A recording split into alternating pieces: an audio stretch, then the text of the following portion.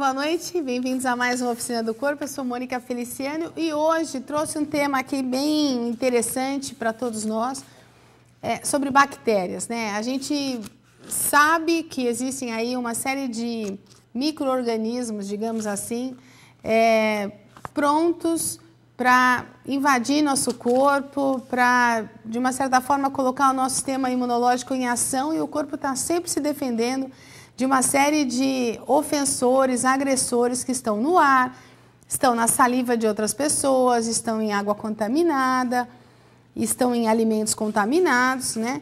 E hoje, então, o tema, por mais uns 3 programas, será esse, tá bom? Queria dizer para vocês, para quem está vendo hoje a Oficina do Corpo pela primeira vez, que esse é um programa semanal e eu estou aqui ao vivo para falar com vocês sobre tudo aquilo que é inerente à qualidade de vida humana, né? Alimentação, atividade física, administração do estresse, relacionamento interpessoal e, lógico, aprendizado, lazer, cultura, recreação, tudo aquilo que possa favorecer o bem-estar do indivíduo, de uma certa forma, proporcionando saúde e um aproveitamento melhor da vida, tá bom? Eu convido vocês para interagirem comigo, portanto, fiquem à vontade, estou aqui para responder qualquer pergunta. E aí, vou começar falando sobre bactérias, tá? Bactérias são micro-organismos, elas foram descobertas por volta de 1685 por uma pessoa que não tinha nada a ver com a medicina. Ele, na verdade, Antoine van Leeuwenhoek, o nome é absurdo, não consigo nem falar direito, Leeuwenhoek. Ele era uma pessoa que trabalhava com óculos, tá? E ele polia vidros. E aí ele começou a se impressionar com pequenos micro-organismos que, de acordo com as lentes que ele polia, ele percebia que se movimentavam, tanto no ar, como nas lentes, como também na água. E a partir daí, então, começou a trazer para a medicina esse tipo de estudo e relacionar esses micro-organismos com a saúde humana, tá? De várias doenças causadas por bactérias, o que é mais interessante é a gente tentar, pelo menos, conhecer algumas e quais são os meios de transmissão. Muito bem, eu trouxe uma pequena lista e algumas talvez vocês já até conheçam. Por via salivar, né, pela boca, através do beijo, através de gotinhas de saliva que possam escapar enquanto a pessoa fala, e uma outra pessoa recebe essas gotinhas através da respiração, através da boca também, nós temos a tuberculose, temos a difteria, temos a coqueluche, temos a pneumonia bacteriana, porque existe também uma pneumonia virótica, e temos a escarlatina. Essas são algumas doenças, na verdade, especificamente causadas pela saliva, né, transmitidas pela saliva, e uma outra também é a meningite meningocócica, que também é transmitida pela saliva. Gente, vale ressaltar que não apenas no ambiente externo, no ônibus, no cinema, ou em contato com a conversação de alguém dentro do trabalho ou fora dele, mas também em próprios hospitais, ao lado de alguém, você pode se contaminar via salivar, né? É importante dizer isso porque, às vezes, em ambientes, por exemplo, sociais, em festas, ou mesmo na balada, as pessoas procuram um parceiro afetivo, né? Não necessariamente sexual, mas um parceiro que troque carinho, troque afago, e o beijo é uma das modalidades de carinho que as pessoas trocam. Bom, nesse beijo com uma pessoa específica contaminada, ou dependendo do número de pessoas que se entram em contato, a transmissão, a troca de bactérias é fenomenal, é enorme. E isso pode desencadear uma doença, tá? Então vale a pena ressaltar isso. Deixa eu ver aqui. Oliver. Proteger a criança. Como proibi-la de brincar na terra, correr na rua? Não faz mal? Não deveria deixá-la brincar para que seu sistema imunológico tenha uma defesa melhor? Bom, Oliver, veja bem, a criança deve brincar, né? Faz parte do desenvolvimento cognitivo, né? Mente e movimento, coordenação, interação social, entendimento das coisas em geral, do funcionamento de todas as coisas, mas o que vale ressaltar é na criança que brinca no jardim, na terra, em contato com os outros, é a higiene, tá? Principalmente a higiene de tudo que está em volta da criança, dos objetos que ela toca e também das mãos, que é o membro que mais será utilizado numa interação com objetos.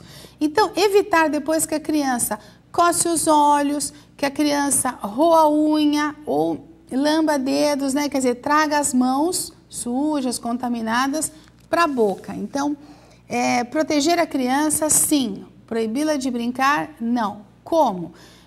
Talvez tendo ali lenços umedecidos, talvez ali favorecendo a cada tempo lavar as mãos e não tocar na terra e levar a mão diretamente à boca, sem contar que é comum, viu, a gente combater bactérias, é comum o nosso sistema imunológico estar sempre se defendendo e o essencial na criança, para que ela tenha um aprimoramento de todo esse sistema imunológico e uma proteção, é que ela seja amamentada pela mãe, tá? Porque a mãe, através do leite, vai transmitir já anticorpos que propiciarão a essa criança uma defesa de todos esses invasores, tá bom? Ótima pergunta, tá? Muito obrigada. Ah, já tem mais. Ok. Ana Gabriela, já descobriram qual a bactéria responsável pelas mortes na Europa? Então, eu não tenho conhecimento se já descobriram. O que eu sei é que, às vezes, essas bactérias, elas possuem um estágio de evolução. Então, por exemplo, uma pandemia, como já aconteceu com a cólera, né? A pandemia significa uma contaminação por um vasto espaço geográfico, por exemplo, continentes, países, e aí culminando a morte de muitas pessoas. Nem sempre ela é detectada imediatamente. Então, estudos estão sendo levantados e provavelmente esse tipo de bactéria é algo novo que vem se desenvolvendo, tá? Não sei se resistente a fertilizantes, não sei se resistente a algum tipo de medicamento que favorecia as plantações, mas é muito interessante que se pense o seguinte, como me perguntaram, mas o pepino ou a banana no Brasil está contaminada? Não, que nós saibamos, não. Houve aí alguma incidência em relação a tomate e tal, mas também nada que trouxesse na população um aviso, um alarme do governo, e todos os órgãos sanitários do Brasil estão aí atentos a tudo isso. Tá bom, Ana Gabriela?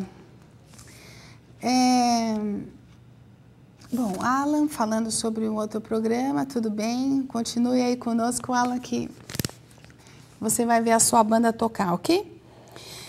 Temos também outras doenças que são que surgem no corpo, mas através de pequenas fissuras, como arranhões ou então lesões da pele, tá?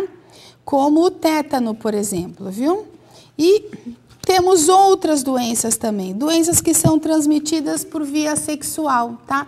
Também de ordem bacteriana, bactérias diferentes, por exemplo, a sífilis e a gonorreia. Temos também doenças que são transmitidas por água e alimentos contaminados, tá? Que é o caso da febre tifoide, que é o caso da cólera e o caso da hanseníase, que pode vir através do contato da respiração da pessoa contaminada, tá? Eu quero falar um pouquinho sobre hanseníase, porque o bacilo de Hansen, no Brasil, ele é assim, existente em larga escala, tá?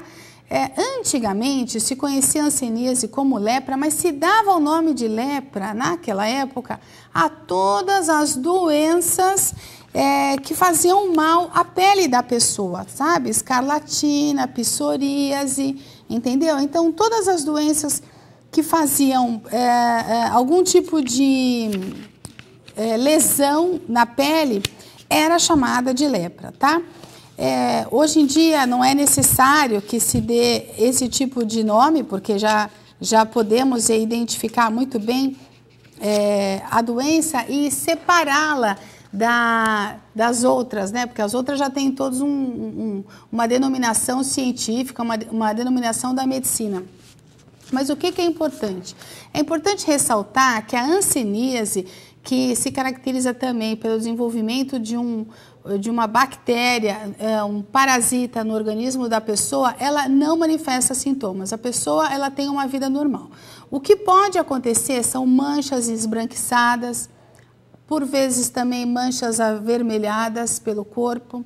Pode acontecer também que alguns caroços surjam que podem ser confundidos com caroços de gordura e, na verdade, esses caroços são decorrentes da finalização de alguns terminais nervosos de um enrijecimento da musculatura numa determinada região, né? A pessoa tem dificuldades em abrir e fechar as mãos, tem dores musculares e dores articulares e depois tem uma perda da sensibilidade das extremidades do corpo, né? Principalmente mãos, pés. Pode acontecer também uma deformidade facial, uma deformidade no nariz, isso em graus muito avançados. Queria dizer uma coisa importante, que há vacina no Brasil para o tratamento da hanseníase e que o tratamento é gratuito, tá?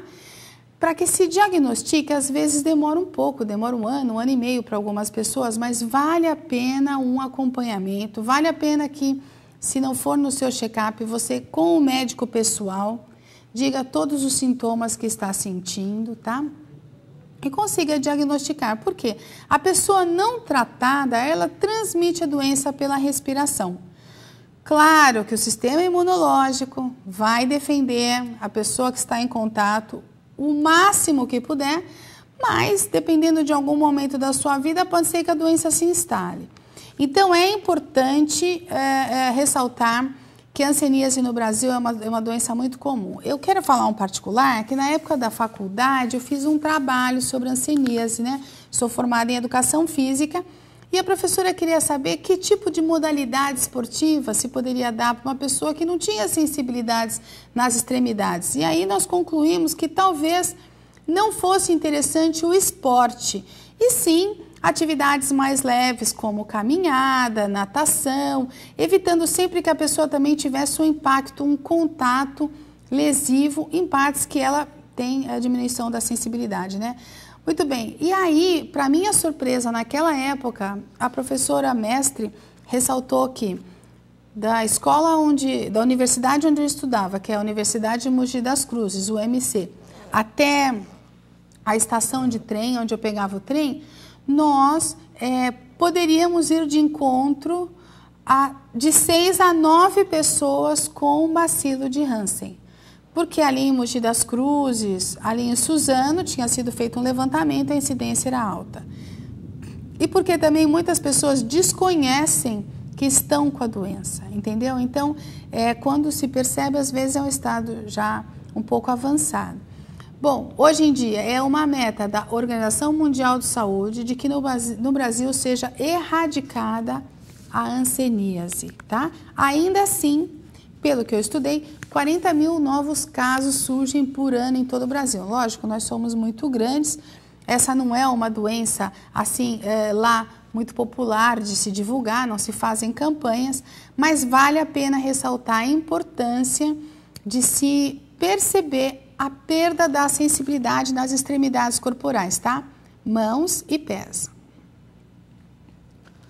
O Pedro Henrique de Minas Gerais. Qual é o pior, uma doença causada por vírus ou por bactéria? Então, Pedro, o nível de periculosidade não é comparado, porque o número de bactérias é grande, né? E vírus, então, são mais de 3.600 já classificados, né? Bactérias em torno de umas 15, mas, por exemplo, será a tuberculose? Eu fiz aqui um rascunhozinho particular. Existem bactérias que têm cerca de 19 variações. A cólera, por exemplo, ela tem 2 variações.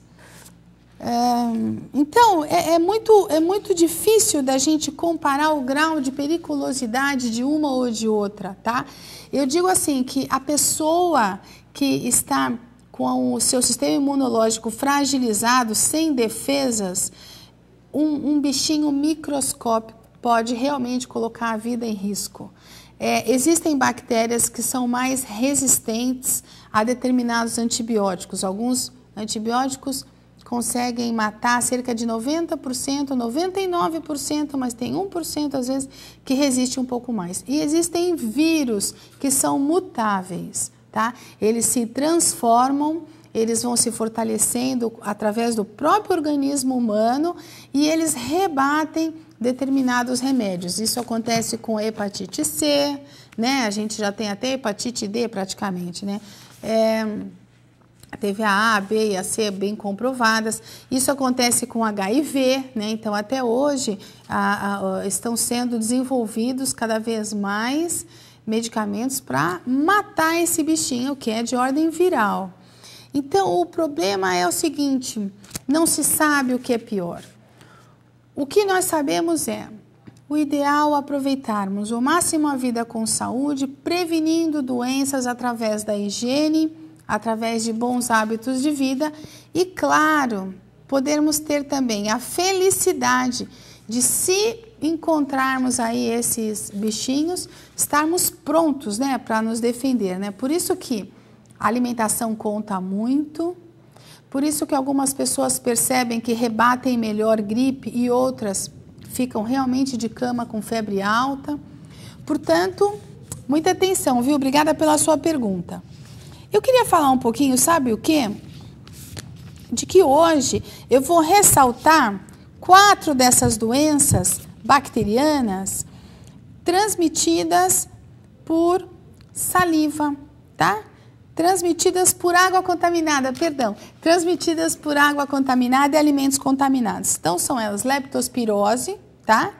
E ela é transmitida, o vetor, né, aquele que transmite a leptospirose através da urina, através da sua contaminação, é o rato do esgoto, viu? Então, a questão de saneamento básico, a higiene também da cidade onde se mora, do local onde se mora, é de fundamental importância para a saúde das pessoas que estão ali, tá? Outra também transmitida por água e alimentos, também frutos do mar, peixes, e muitas vezes por fezes, por vômitos do indivíduo portador de doença, é a cólera, tá? E a cólera que ocasionou pandemias, viu? Ocasionou realmente a morte de muitas pessoas em vários lugares, tá? Foram 7 pandemias conhecidas através da disseminação dessa doença, viu? E uma outra também que é transmitida através da ingestão de água e alimentos contaminados, e essa por fezes e urina humanos, é a febre tifoide, tá? Gente, um dos riscos, inclusive, da mulher que é portadora desse tipo de doença é no momento do parto, sabiam? No momento do parto pode contaminar a criança por esse tipo de doença. Quais são as medidas preventivas em relação à leptospirose? Cuidados com água contaminada, né? Ferver bem a água. Cuidado também com períodos de chuva e de enchentes na sua região, né? Evitar estar ali perto de enchentes. Combate a roedores. Vou pedir um intervalinho, pode ser, produção? Então já venho já.